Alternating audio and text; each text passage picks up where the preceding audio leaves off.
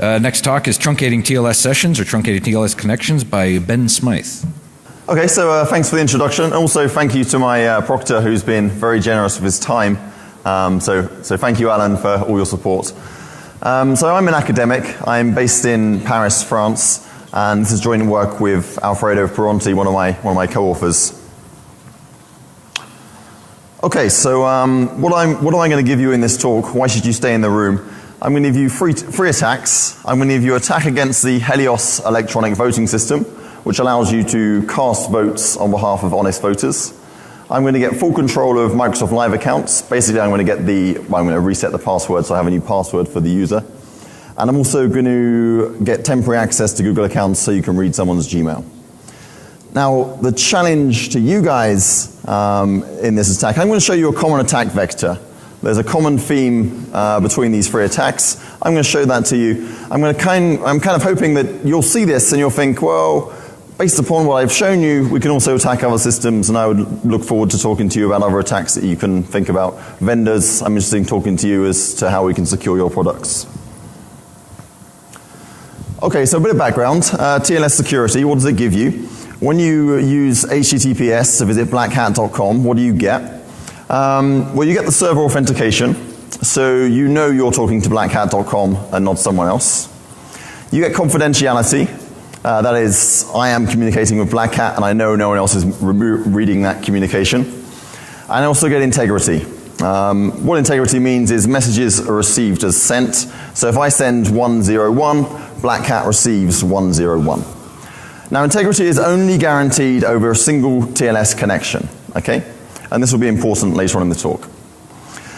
Integrity is guaranteed with respect to two termination modes. We have graceful connection closure, which is upon a successful closure of the session. And in this case, all messages are received as sent. So if I send 101, BlackHat receives 101. We also have fatal closure.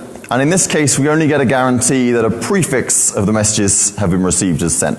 So maybe I send 101, the BlackHat server receives 110, so a prefix there, the first digit, the 1, was received as sent, but the rest of it is garbage.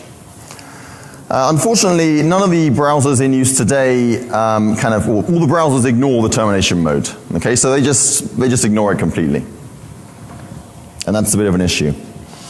Actually, if you look at the TLS specification, it's actually been changed due to this widespread implementation practice. This isn't directly related to the attack I'm talking about, but there have been changes to the spec due to this widespread practice of ignoring what was originally written there.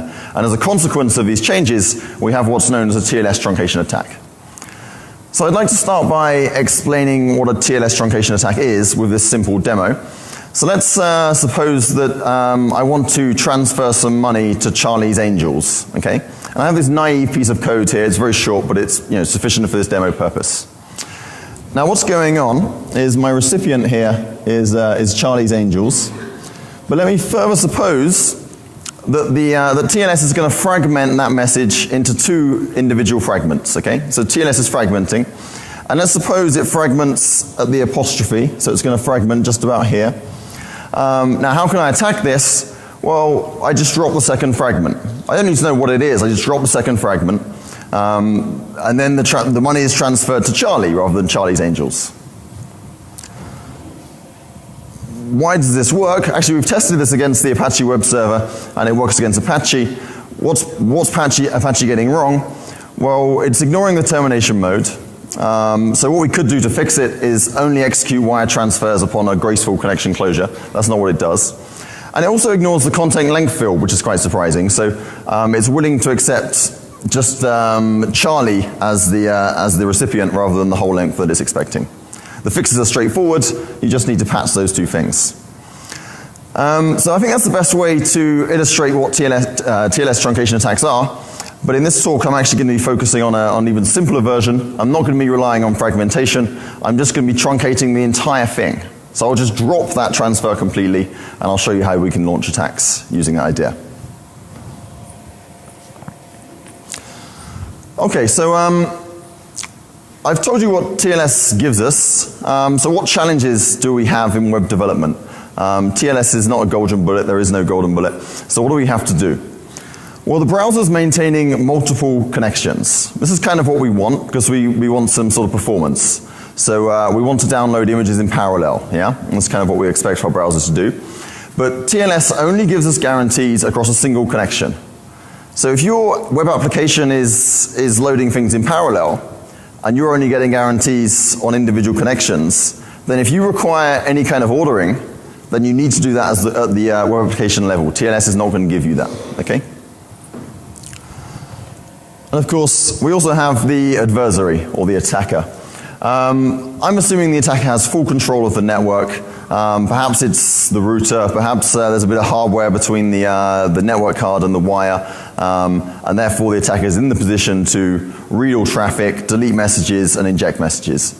Now TLS will protect certain things here. For example, if I read a TLS packet, it's encrypted. I only see the ciphertext. I can't get the plain text back unless I have the key.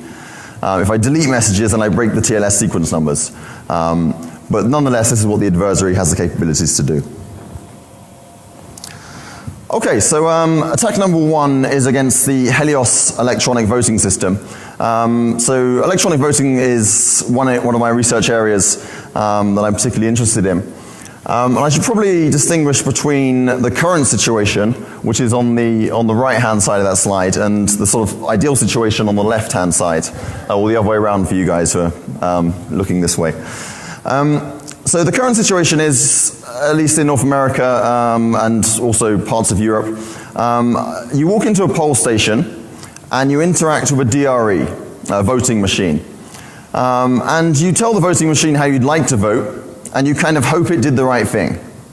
But you really have no idea what it did. It could have made you a pizza, it might not have been plugged in, it might have cast a vote for your candidate, that's the kind of ideal situation, or it may have cast a vote for someone else's candidate.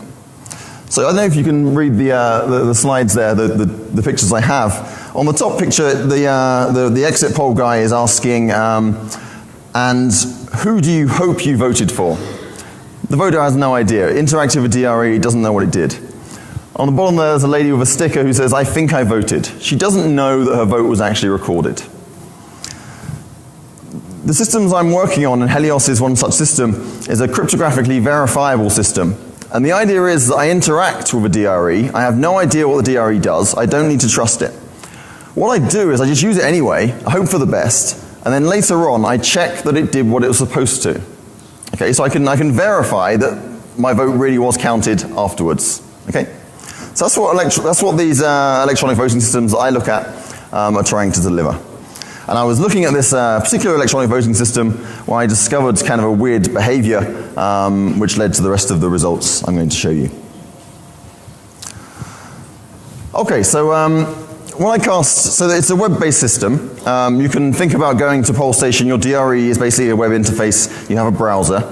And when you cast a vote in this system, or when you finish casting, you get this screen down the bottom here. My election was called Dropping IP Packets Demo, and it tells me my vote was successfully cast. It also gives me this hash, which is used for the verifiability aspects of the system. And finally, it tells me, for your safety, we have logged you out.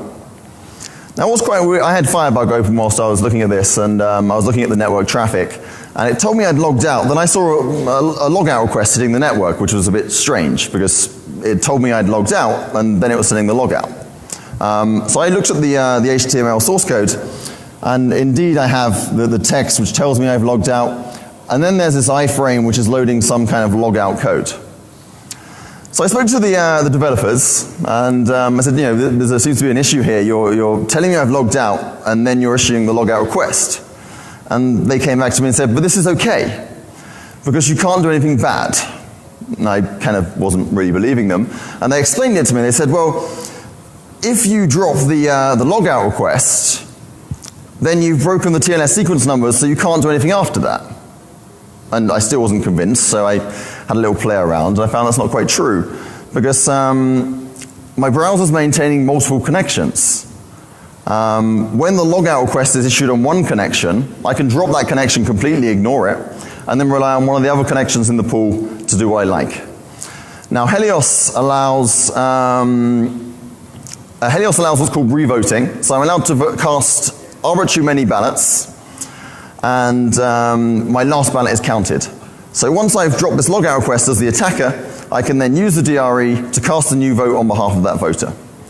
Now what's really cool about Helios is, or what's kind of cool, because the attack shouldn't be there, but what is quite cool is that Helios is verifiable, so I can actually verify this attack happened as a voter. So I knew I had been hacked, but there's not much I can do about it after the fact. The fix is quite straightforward. You need to make actions 1 and 2 atomic, or you can just execute action 2 before action 1, right? So you do the logout before you tell the user they've logged out. Okay, so so that was the first attack. We'd broken voting systems, and then we started to think, well, where else can we apply this? Where else can we attack? So implicitly in the last example, we had a DRE. Now, that's kind of obvious that it's shared between many voters, okay? So I didn't bother to mention that. In this example, I'm going to implicitly mention there is a shared computer. I'm going to assume it's in a public library. I'm kind of hoping that it's trusted. So when I interact with it, it should give me some security if I'm lucky. And the adversary in this case is only going to access that computer after the honest user has finished. So let me give a video demo of this attack working.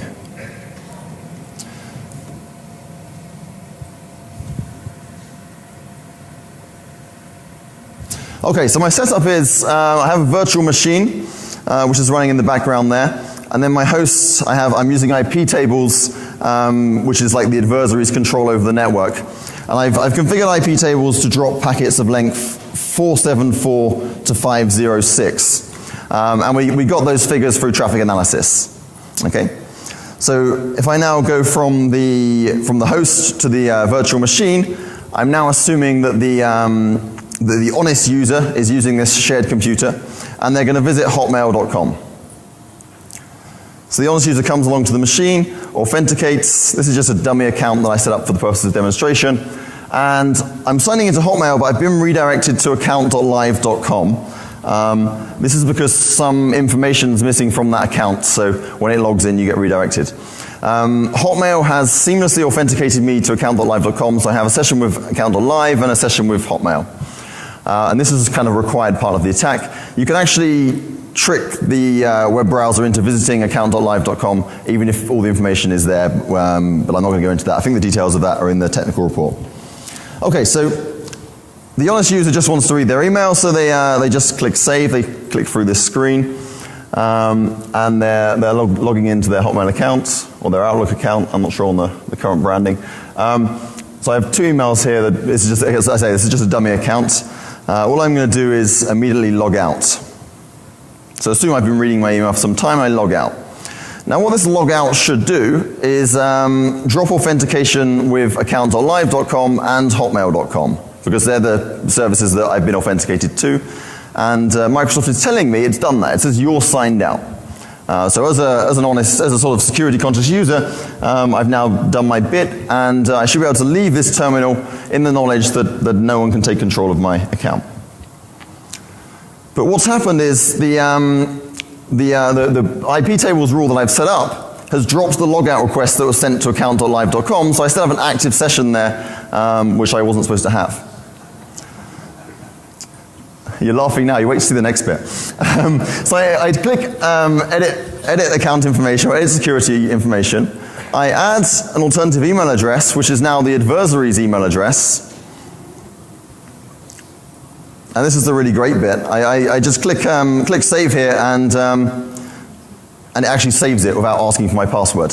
That was kind of a really bad idea. If you're doing security sensitive operations, ask the user to re-authenticate.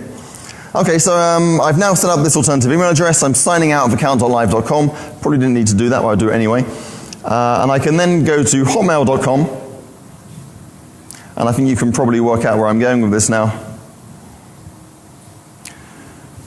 Click the can't access your account link. Provide the honest user's email address. The hardest bit here is defeating the CAPTCHA. I can't do CAPTCHAs. I really can't. Bots can do CAPTCHAs because they outsource them to people like me. But I really can't. Look how long it takes me to type this string in. It's just my brain it can't process this string. Maybe I should learn to read. Okay, so I click email me here a set link, hit next. a reset password, a password reset has been sent to me by email. I can now access the Gmail account that again I set up for the purposes of demonstration. I authenticate to Gmail.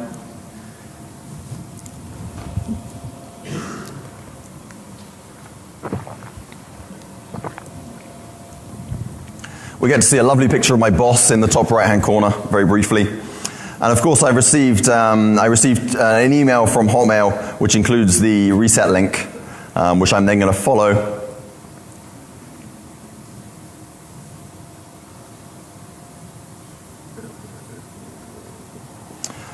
And once I follow that link, I can then provide a new password for the user, and we have complete control of that Hotmail account. So what went wrong? Thank you.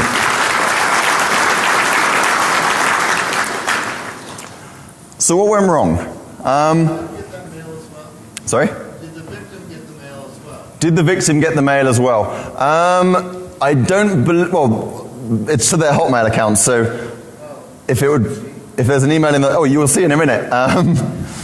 Once it logs in, you'll see if the user did get their mail as well. I think if there are multiple alternative emails set up, then the email will be sent to all of those multiple emails, multiple email addresses. In this instance, there was just one alternate email set up, so it would only be the attacker that got that message. Actually, the attacker could also delete any alternative emails whilst they're in there, so the user wouldn't know until they tried to get in next. Okay, some redirects going on there. Eventually I get into hotmail.com. Okay, so then I'm in. There's no indication in the account itself. Okay, back to the slides. So what went wrong? I was told I'd signed out before the server had even received the sign out request. And I sort of then abused that by truncating the sign out request that's sent, and I can access the account on another connection. How do you fix this? Well, you can centralize your authentication system. Microsoft won't be doing that, it's going to take too much effort. Or you can chain sign out requests together. And we'll see how to do that on the next slide. How am I doing for time? Fine. Okay. 12 minutes. Oh, we've got loads of time. Okay, so on to Google. Similar situation, we're assuming that there's a shared computer, and we're going to manipulate the procedure in a similar manner. So when you log out of Google, you visit the first URL here, accounts.google.com, and we get a redirect back. And this redirect, you kind of go to accounts.com, you get redirected to something else, and then you log out of Gmail, and then you go back, and then you log out of YouTube, and eventually at the end of this chain, you're told you've logged out successfully. Now if you do this in the correct manner, it works, but the manner they've achieved here doesn't quite get it right. For those of you that have good vision, you may notice that there's a HTTP here, rather than HTTPS. So it's already broken completely already, because you can just drop that request and send back whatever you like to the user. But even if you fix that bit, the attack still works. So let's look at how you attack the existing system as it stands. Okay, so this is kind of the code that you get back on the redirect. So you go to accounts.com, Google Accounts, whatever it is. You get this redirect back, you follow it, you get this HTML code. The idea of this HTML code is it loads this image from Gmail, which as a side effect signs you out. It seems like quite a strange construction, but that's what it's doing. And then the idea is that this onload event up here will only be executed once the image has been loaded, right? That's what onload does. And then so the idea is that you sign out first, then you do the onload, which redirects you to the next part in the chain. Okay? So that's the idea, that's what it's supposed to do. Unfortunately, it doesn't quite work like that. So if you do a TCP reset on the image, so if you do a TCP drop on the image, then it hangs the browser, which is kind of what we expect, because the image hasn't loaded, so the onload event will never be executed. If you do a TCP reset, however, then the browser gets a fatal connection closure, which it completely ignores and executes the onload event anyway. So then you've dropped the sign out request, which should have been sent to Gmail. It never gets there. You're still authenticated. It does the do redirect. The Gmail server still thinks you're authenticated. The user is told they've logged out when that isn't the case. Okay, so we have a very similar scenario to Hotmail. There is also a video demonstration of this. I believe BlackHat will be putting it online. If BlackHat don't put it online, then it will be on my website in about 2 weeks' time. And you can take a look at that. So the issue with Gmail is you only get 5 minutes access, which is quite bizarre. There's some housekeeping on the Google server, which after 5 minutes realizes you've kind of launched an attack and boots you off, which is quite nice. It's also quite intriguing as to why they didn't use this kind of booting out process to do the logout itself. I don't know why they didn't do that. It seems a sensible way to do it. That would be a nice fix. Another way to fix this attack would be to handle the fatal connection closure. In that case, the onload event would never be executed. You can also do some clever stuff with on errors, but I don't want to go down that route. I don't think it's particularly sensible. You can centralize the authentication. I think it's unlikely that Google are going to do that. Again, it's too much of an investment. Or you can chain the sign-out request securely, and we detail how we'd go about that in the technical report, which accompanies this talk. Okay, to summarize, we have 3 attacks against Helios, Google, and Microsoft, and they all exploit this notion of the user believing one thing and the server believing another. So the user believes they've signed out, whereas the server is still maintaining some session. And as a consequence of this, you can't use shared computers with any hope of security, right? Because this just doesn't work. We've proposed some fixes, and using these fixes, you can then get the security back that you'd expect. We've disclosed all these vulnerabilities to vendors. As of yet, none of them have been fixed. I believe Microsoft are currently working on it, and Google have acknowledged the vulnerability, but they've got higher priorities to work on. So the challenge to you guys is, where else can you use this? What else can we attack? And I'd be happy to take questions here or outside after this talk. So thank you, and I'm happy to take any questions.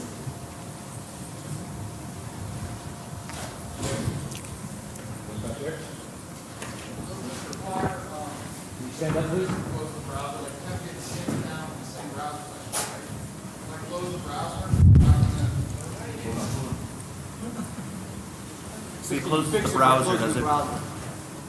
If you close the browser.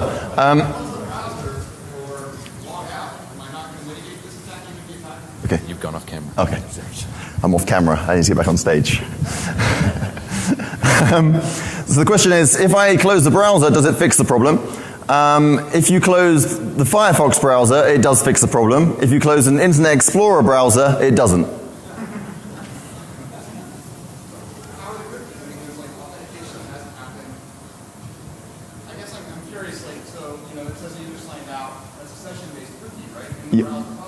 Yeah. So when you start a new process, how is that replayed? I guess I'm confused by that. You're keeping the TLS connection open, but that goes away when the browser goes away. I'm not sure what Internet Explorer are doing, but I know under Internet Explorer closing the browser doesn't help. That may have been fixed now. We did the demo with Internet Explorer in December last year, but certainly then it wasn't working. They may have fixed that, I'm not sure. But certainly at the time, it's broken as well. Yeah. So, 2 questions. What was that size of the data that's in the block? 70 something? Yeah. So all of that information will be in the report. It's 474 to 506. That's going to vary slightly browser to browser due to the information that's included.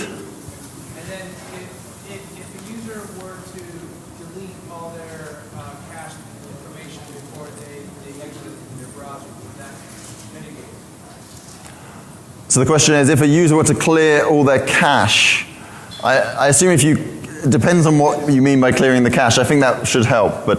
Yeah, if you're in Firefox, you Control-Shift-Delete, and then you say, get rid of everything, all my browsing history, all my cookies, all my session info. Yeah, certainly. So if you delete all the cookies, then you have protected yourself against that attack. That's certainly recommended. Any other questions?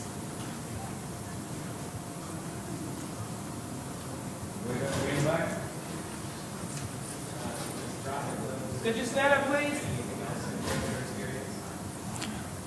I think the question was, I couldn't quite hear, does this influence the user experience by dropping packets?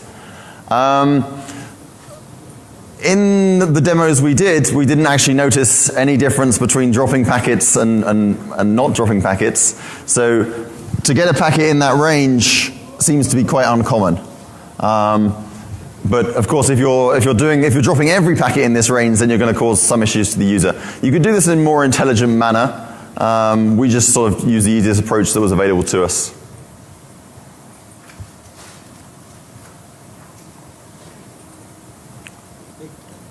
Thank you, and I'm happy to take questions outside or outside.